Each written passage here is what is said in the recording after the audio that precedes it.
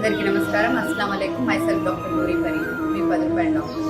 Independence టైంలో ఎక్కువ మంది తన ప్రాణాలు అర్పితం చేసింది ముస్లిమ్స్. ఆ టైంలో ఎక్కడికి వెళ్ళింది బీజేపీ, ఆర్ఎస్ఎస్, సోకాల్. ఈ రోజు వచ్చేసి మాది హిందూ దేశం ఇలాంటి మాటలు మాట్లాడుతున్నారు.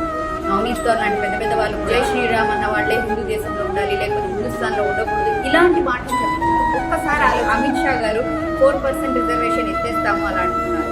అలాంటి వాళ్ళతో కలిసి వాళ్ళు పార్టీ పెట్టుకున్నారు. ఏ ముస్లిం అయినా సరే ఓటు వేస్తారా? మైనార్టీస్కి ఇక్కడ అన్యాయం జరుగుతుంది. మన కంట్రీ, మన ఇండియా, మన భారతదేశం అనుకుని మేము చిన్నప్పటి నుంచి చెప్తున్నాం.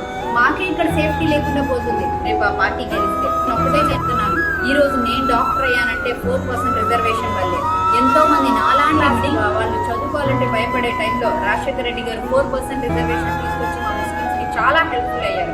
నేనైతే వైఎస్ఆర్సీపీ పార్టీని సపోర్ట్ చేస్తున్నాను. టీడీపీ, బీజేపీ పొత్తునైతే అపోజ్ చేస్తున్నాను.